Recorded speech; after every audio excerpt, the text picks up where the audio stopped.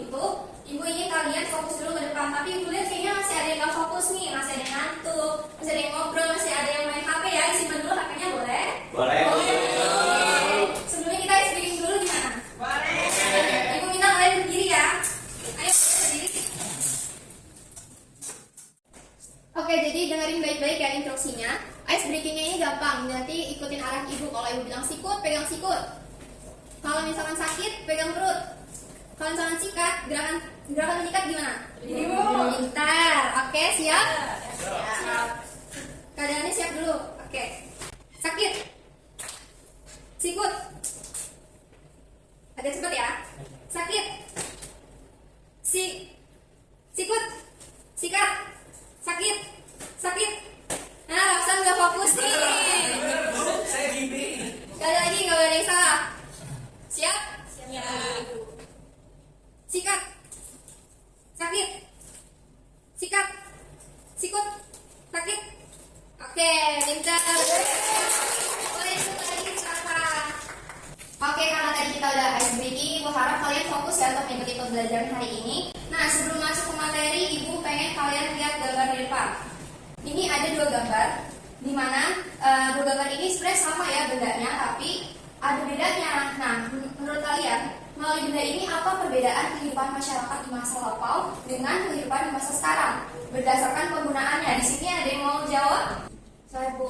Oke, boleh Diana, silakan. Jadi itu yang gambar nomor 1 itu HP jadul, HP zaman dulu. Nah itu tuh kegunaannya itu cuma untuk SMS dan cuma untuk telepon. Terus kalau misalnya gambar nomor 2 itu HP saat ini yang modern. Nah itu kegunaannya banyak, selain untuk SMS sama telepon itu bisa untuk internetan, nyari gambar gitu Bu kalau jadi saya. Pintar, betul sekali ya Diana. Jadi teman-teman berdasarkan apa yang udah dijelasin sama Diana, kalau misalkan ini tuh ada gambar dua handphone, tapi kegunaannya ini beda. Ini HP Nokia, belum tahu HP Nokia udah pada lahir belum ya ada HP Nokia? Udah.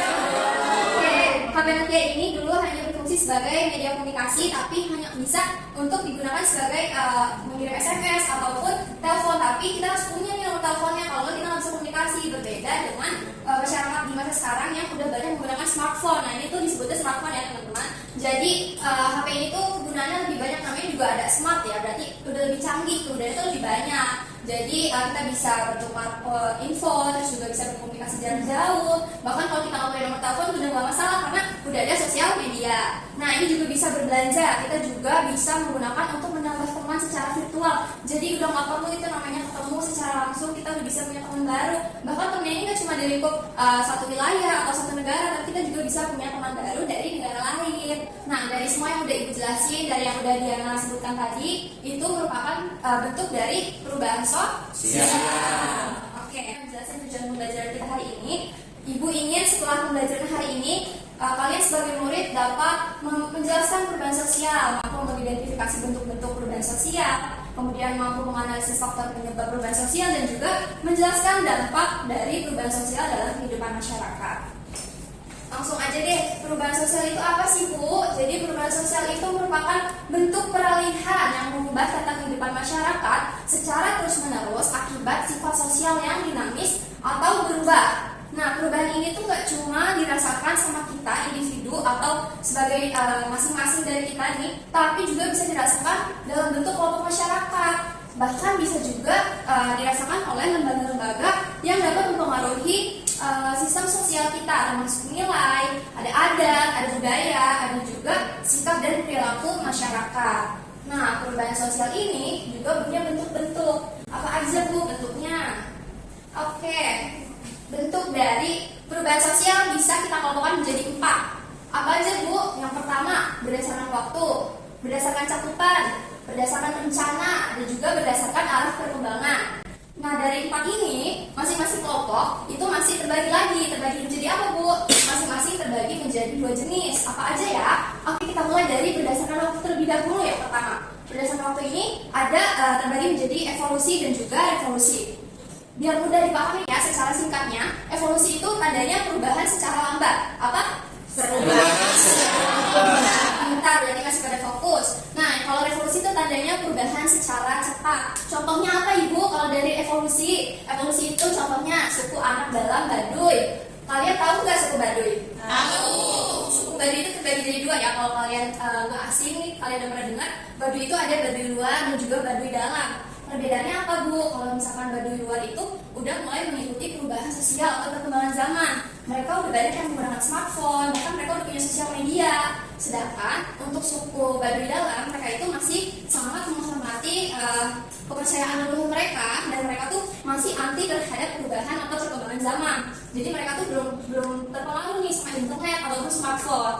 Nah, untuk contoh revolusi itu ada revolusi industri di Eropa. Kenapa revolusi industri ini masuk ke dalam perubahan sosial? Karena revolusi industri di Eropa itu terjadi secara singkat, secara cepat, dan mempengaruhi pengaruhnya ini besar, nggak cuma untuk di satu negara aja, tapi di beberapa negara. Makanya disebut dengan revolusi industri yang termasuk ke dalam berdasarkan waktu perubahan secara cepat. Nah, tadi udah berdasarkan waktu ya. Sekarang kita bahas berdasarkan cakupan. Berdasarkan cakupan itu kita lihat nih cakupannya kira-kira kecil atau besar. Kalau misalkan cakupannya kecil itu kita sebut minor. Kita sebut apa? Minor, pintar. Jadi kalau misalkan perubahan cakupannya ini kecil atau minor, itu tandanya dia hanya mempengaruhi satu atau beberapa kehidupan saja. Jadi nggak secara menyeluruh. Contohnya gaya model rambut atau gaya berpakaian. Kalau misalkan ada perubahan gaya berpakaian atau gaya model rambut, itu kan nggak semuanya harus merasakan, betul tidak? Betul. Nah, sedangkan kalau misalkan perubahannya besar atau mayor, ini mengubah masyarakat secara keseluruhan. Contohnya perubahan yang dibangun atau yang dilakukan oleh pemerintah setelah kemerdekaan. Nah, kalau setelah kemerdekaan berarti kan mempengaruhi suatu bangsa kan? Nah, pengaruh tersebut berarti dirasakan oleh suatu bangsa atau masyarakat secara keseluruhan. Makanya cakupannya disebut mayor atau besar. Selanjutnya Bu, yang ketiga, saya pindah sini biar kalian nyimak ya di sebelah sini. Nah, di sini ada berdasarkan perencanaan. Perencanaan ini terbagi menjadi dua juga ya. Ada direncanakan dan juga tidak direncanakan. Kalau direncanakan apa Bu? Direncanakan itu berarti perubahan yang dilakukan atas kehendak atau kepentingan dari suatu pihak. Contohnya yaitu misalkan kita mau buat gerakan atau perubahan penggunaan kantong belanja dari yang tadinya berbahan plastik menjadi berbahan kain. Teman-teman udah mulai mempraktekkan belum ini? Sudah. Tujuannya kalian tahu untuk apa? Nah, jadi ini kan ada tujuannya ya. Nah, tujuan itu berarti direncanakan. Sedangkan yang tidak direncanakan berarti tanpa usaha yang disengaja oleh masyarakat. Contohnya apa Ibu? Contohnya adalah perubahan yang terjadi akibat pandemi kayak pandemi COVID-19 kemarin, atau bencana alam. Bencana alam kan nggak ada yang kita rencanakan kan? Bencana alam itu terjadi tanpa kita rencanakan, tanpa kita prediksi, makanya masuk ke perubahan sosial tidak direncanakan. Nah, untuk yang terakhir berdasarkan perkembangan. Di sini ada progres dan juga regres. Progres itu berarti maju, sedangkan regres itu artinya kemunduran. Apa tadi progres? Maju. Nah, kalau misalkan regres artinya kemunduran.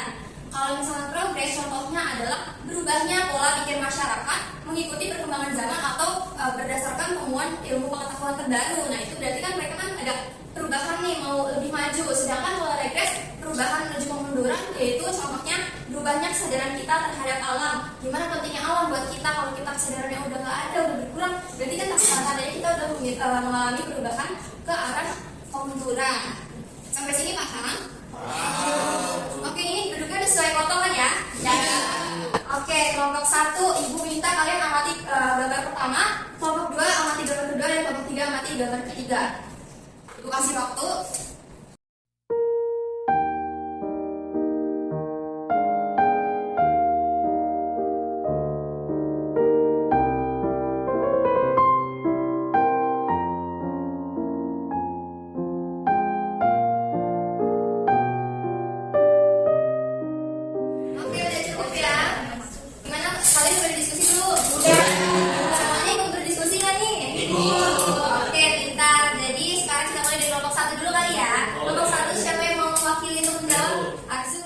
Sosial, gaya berpakaian atau media sosial itu kan ada dua, gaya berpakaian tradisional dan juga gaya berpakaian modern. Nah, yang gaya berpakaian tradisional itu maksudnya ke perubahan kecil, karena itu skalanya kan tiap daerah yang beda-beda ya. Terus yang gaya berpakaian modern itu perubahan besar karena bisa mencakup seluruh masyarakat gitu, karena siapa tahu mereka setelah mereka sosial media nih, cara berpakaian modern mereka bisa berubah gitu.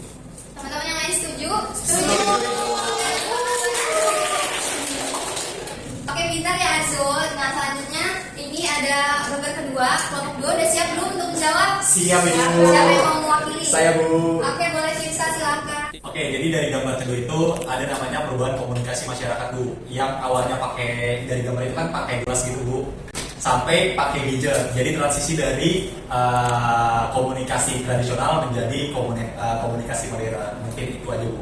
Yang lain setuju jawabannya? Setuju. Oke, bukan. Oke, good job Firsa. Selanjutnya untuk gambaran terakhir kelompok 3, siapa yang mau mewakili? Saya Bu. Boleh ya, Jadi silakan. dari hasil diskusi kelompok kami untuk gambar nomor 3 itu kan tren K-pop. Jadi perubahannya itu evolusi Bu. Jadi di situ tren K-pop tuh membawa genre lagu baru lah tuh. Terus habis itu cara berpakaian, terus habis itu budaya-budayanya, terus kayak contoh deh kita pas lagi makan ada yang namanya Islam mukbang itu kan dari tren-tren Korea juga. Oke, yang lain setuju sama jawaban Tias nggak? Setuju. Kita terima kasih teman dulu. Oke, kalian pintar ya, berarti dari tadi udah menyimak, udah bisa nih nganalisis gambar-gambar di depan. Nah, ini pengen kasih tahu apakah jawabannya benar. Sebenarnya dari teman-teman udah tepat sekali ya jawabannya, tapi di sini ibu akan menambahkan sedikit. Jadi dari gambar pertama benar tadi apa yang sudah dikatakan Azul, kalau itu merupakan perubahan sosial yang menunjukkan perubahan gaya berpakaian. Dulu masyarakat itu banyak yang menggunakan baju daerah, baju tradisional, sedangkan sekarang udah mulai meninggalkan mengikuti tren fashion berdasarkan perkembangan zaman ya, udah masuk tren fashion dari negara-negara lain. Dan baju daerah itu udah mulai ditinggalkan oleh masyarakat kita. Selanjutnya untuk yang kedua, gambar yang kedua benar seperti yang dijelaskan oleh Firsa, bahwa komunikasi perubahan tersebut merupakan perubahan cara komunikasi masyarakat masa lampau dengan masa sekarang. Kalau masa lampau itu dulu masyarakat tuh jarak jauh harus menggunakan surat untuk berkabar, untuk berkomunikasi. Nah, pengiriman surat itu memerlukan biaya yang cukup mahal atau cukup besar, terus juga memerlukan waktu. Misalkan kita kirim pesan tentang hari ini, nyampainya bisa 2 minggu, itu kan udah basi ya, udah nggak berlaku. Nah, sedangkan kalau sekarang ini udah ada kemajuan, ada gadget, kita tuh udah bisa berkabar langsung saat itu juga, udah bisa video call ya, bahkan kita bisa melihat langsung gimana keadaan teman kita di sana. Nah, untuk yang ketiga, berdasarkan yang udah dijelaskan sama Tias, itu benar banget ya, kita ini sekarang udah dipengaruhi oleh budaya K-pop, di mana banyak budaya seperti musik, terus juga ada istilah-istilah kayak tadi kata mukbang, terus ada juga fashion Korea, apalagi ya, ada juga tarian, bahkan dance ya, sekarang udah banyak yang anak generasi muda seumuran kalian tuh udah jarang yang tahu tarian tradisional, justru malah tahu dance apa, Blackpink, pokoknya dance grup band Korea ya. Oke.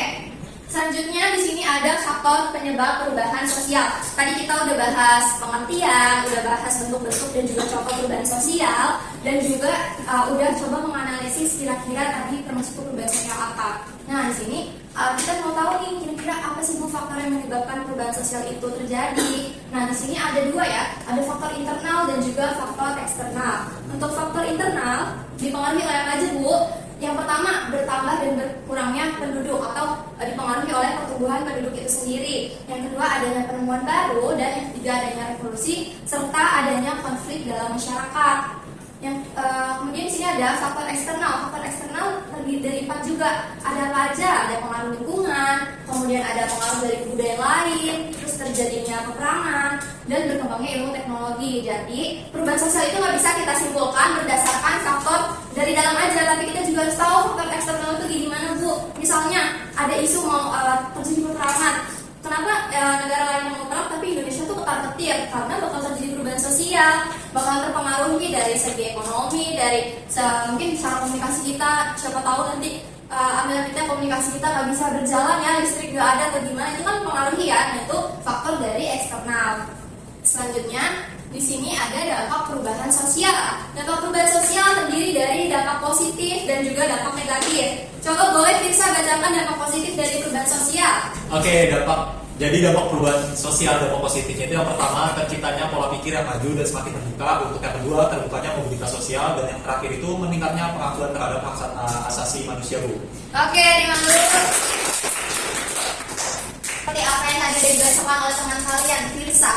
Jadi dampak positif ini membawa pengaruh ya, terutama kita coba lihat yang pertama, terciptanya pola pikir yang maju dan semakin terbuka. Ini tuh maksudnya apa Bu? Jadi misalkan sekarang tuh kita udah semakin terbuka nih sama keadaan sekarang, atau kayak tadinya tuh kalian tahu kan dulu banyak sekali mitos-mitos atau sebenarnya kayak pamali lakuin ini, pamali lakuin itu. Nah, tapi sekarang tuh masyarakat tuh udah lebih terbuka, kayak misalkan soal kesehatan. Dulu kata orang tua zaman dulu nggak boleh begini, nggak boleh gitu, tapi karena udah berkembangnya zaman, masyarakat tuh udah mulai cari tahu sendiri. Kayak tadi melalui smartphone kita bisa akses internet. Nah, itu kita udah bisa cari tahu sendiri, udah lebih terbuka nih. Jadi kita bisa membedakan mana yang asli atau mana yang hanya mitos, jadi bukan fakta sebenarnya. Nah, selanjutnya ada dampak negatif. Ibu minta boleh Najla silakan bacakan dampak negatif dari perubahan sosial. Jadi Ibu, dampak negatif dari perubahan sosial, terciptanya kesenjangan sosial, munculnya perilaku negatif di masyarakat. Lalu selanjutnya faktor yang mempengaruhi munculnya perilaku negatif di masyarakat itu yang pertama ada faktor pergeseran nilai dan norma, kedua faktor desakan kebutuhan ekonomi, ketiga faktor gaya hidup. Oke, terima kasih Najla udah bacain. Semangat ya semuanya, fokus. Nah, di sini ada terciptanya kesenjangan sosial. Kesenjangan itu apa sih? Ada yang tahu kesenjangan? Ya Pak, Ibu tunjuk aja nih, siapa yang mau jawab? Salma boleh, kesenjangan sosial itu apa? Kesenjangan itu kayak perbedaan status sosial atau mungkin perbedaan level gitu Bu. Jadi ada perbedaan. Oke, terima kasih jawabannya Salma. Ya benar ya, seperti yang dibilang oleh Salma, kesenjangan itu adanya perbedaan status, perbedaan level atau perbedaan tingkatan di lingkup masyarakat. Nah, itu termasuk dampak negatif dari perubahan sosial. Oke, tadi kita udah bahas apa aja, pengertian, bentuk, ada faktor, ada dampak. Dan selanjutnya Ibu mau memberikan penugasan sebelum kita nanti kuis. Penugasannya tadi kan teman-teman udah menganalisis, mengamati gambar-gambar tadi kan. Tapi kalian baru menganalisis kira-kira perubahan sosial apa yang terjadi. Nah, Ibu pengen nanti tugas kelompok adalah kalian menganalisis kira-kira faktor dan dampak dari perubahan sosial gambar yang tadi kalian lihat itu apa. Paham? Paham. Oke, semuanya langsung dulu lihat ke depan.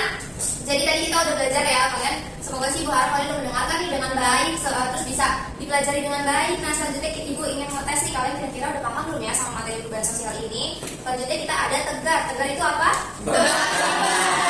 Tegar.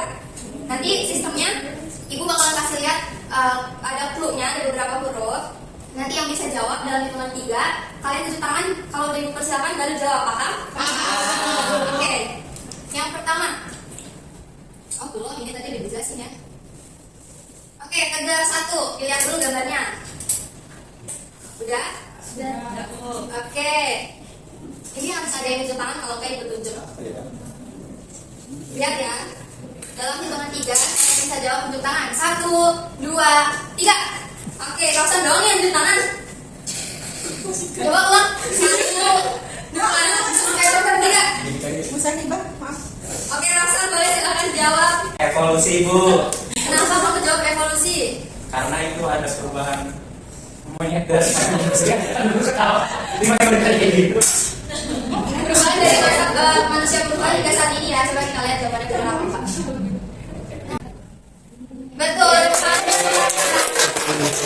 Benar ya, ini jawabannya adalah evolusi. Langsung ke tegar 2. Udah siap? Siap. Oke. Coba diperhatikan dulu gambarnya, kira-kira ini perubahan sosial maksudnya kemana nih?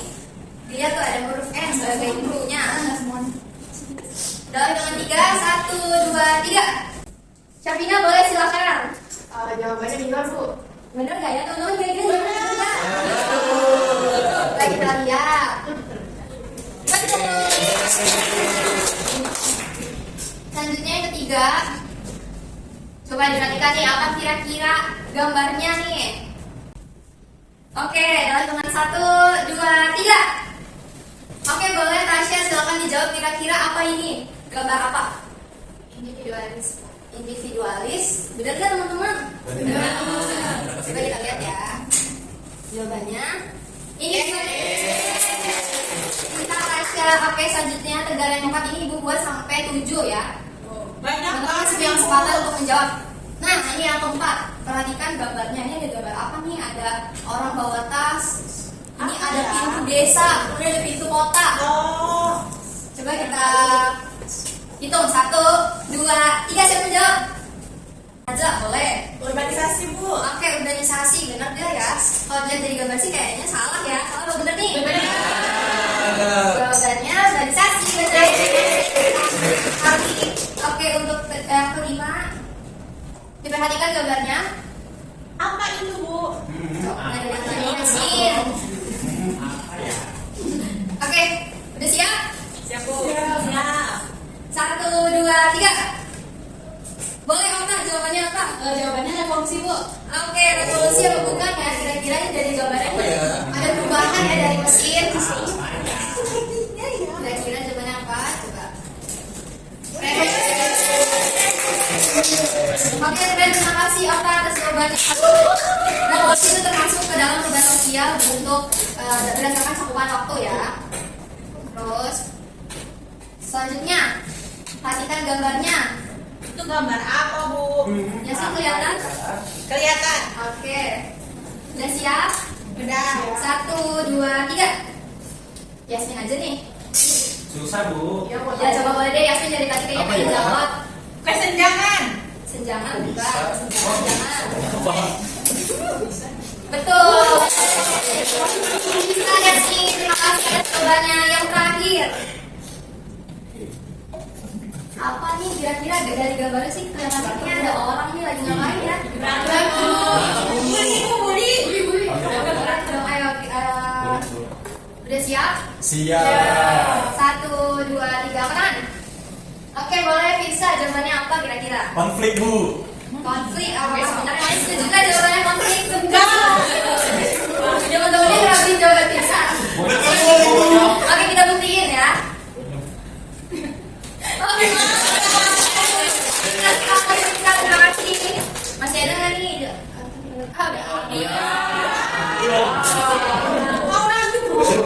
Cukup ya, hari ini kita belajar lebih banyak. Udah kalau dari dasarnya kita belajar hari ini, kita tadi udah belajar tentang pengertian, kemudian ada pembelajaran tentang bentuk dan juga contoh perubahan sosial, ada faktor penyebab perubahan sosial, ada apa tadi satu lagi?